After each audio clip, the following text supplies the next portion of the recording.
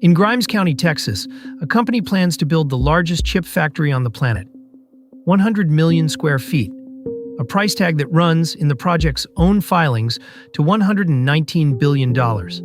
And in a filing with the Securities and Exchange Commission, that same company writes that neither of its partners is obligated to remain a part of the project. Not that they might leave.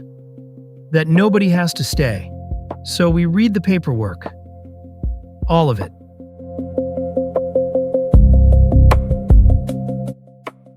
Here's what was actually announced. On August 6th, 2026, the Office of the Governor of Texas put out a press release. SpaceX would build a semiconductor plant in Grimes County. First phase capital investment, $16.8 billion. 3,000 jobs, 100 million square feet, with logic, memory, and advanced packaging under a single roof.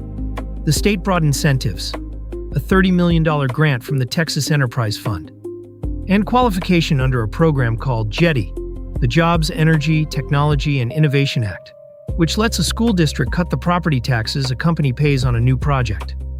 The county judge called it a generational change for Grimes County. On the numbers, he is not wrong.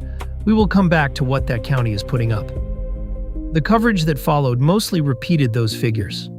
Some of it went further and said the company's own filings contradicted them. That part turned out to be wrong, and it is worth showing you why. Several outlets reported that SpaceX's own filing revealed a $38 billion gap in the first phase numbers. It is a good headline. It is not true. We pulled the filing from the SEC's own database. It runs to 12 megabytes and mentions Terafab 51 times. Here is what it does not contain. A dollar figure for Terafab.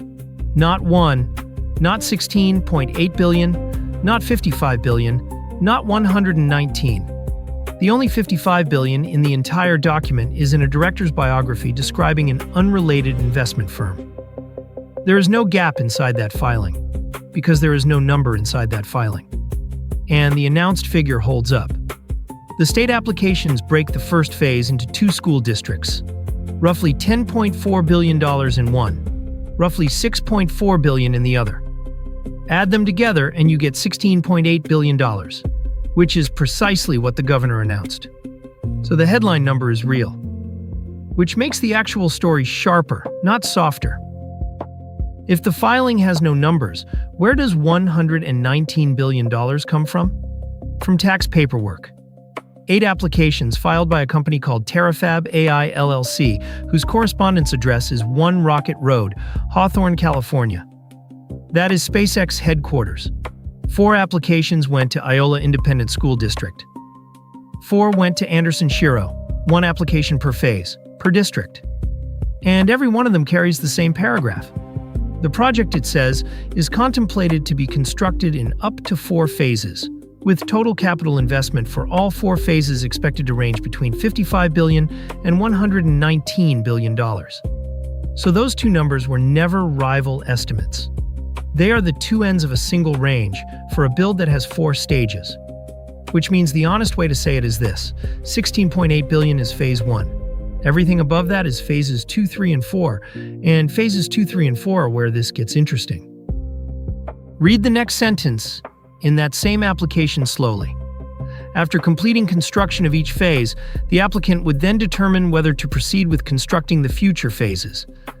That is the company writing to a school district, in the document asking that district for a tax reduction, saying it will decide later whether to build the rest. Now put it next to the federal filing. In its risk factors, the company writes that there can be no assurance it will achieve its objectives for Terafab within the expected timeframes, or at all. And then the line we opened with. While it has a framework agreement with Tesla, neither Tesla nor Intel are obligated to remain a part of the project, and it may not enter into any such definitive agreements. Elsewhere it goes further. The project is in the very early stages, and the parties have not finalized financial terms, intellectual property rights, or how long the collaboration lasts. 2 documents, 2 audiences, the same message. Phase 1 is happening. The rest is a decision nobody has made yet. There is one more thing the paperwork disagrees about. Who is actually building this? The state application describes a consortium of affiliated advanced technology companies, and names 3: Tesla, SpaceX, and XAI. The federal filing describes a framework with Tesla and says Intel joined in April 2026 to contribute expertise in designing and packaging high-performance chips. It does not name XAI in that framework sentence. The governor's press release announces a SpaceX expansion. 3 documents. 3 different lists. None of this is a contradiction exactly.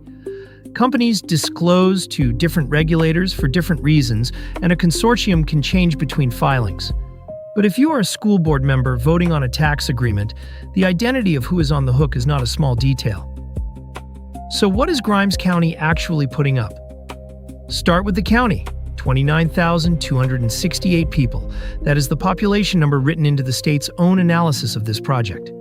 Under these agreements, the school districts limit the taxable value of the project to 50% of its appraised value, for 10 years for each phase.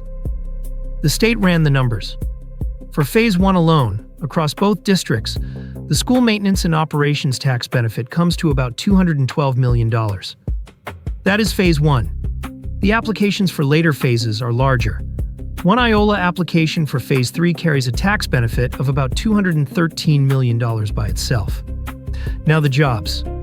The announcement said 3,000 across the first phase. The state's analysis of the Anderson-Shiro Phase 1 application projects 617 new direct jobs in that district, arriving in 2032. Different scopes, different numbers, both real. And then there is the line in the state's summary that stopped us. Minimum required jobs. 10. Not 10,000. 10. To be fair to everyone involved, that 10 is a floor written by the legislature, not a promise the company made. And the state did not simply wave this through. The Comptroller approved all 8 applications on June 15th, after weeks of corrections and attached conditions. The recommendation is rescinded if the application is modified, or if the final agreement deviates from it. It expires if the agreement is not executed within a year. Each phase carries a performance bond, roughly 10% of the tax benefit. Both school boards then voted 5-2 in favor. So there are real guardrails here. What there is not, anywhere in any of these documents, is a binding commitment to build phases 2, 3, and 4. The guardrails govern what happens if the company proceeds. They do not require it to. So here is the ledger. Committed and documented. $16.8 billion of first phase capital.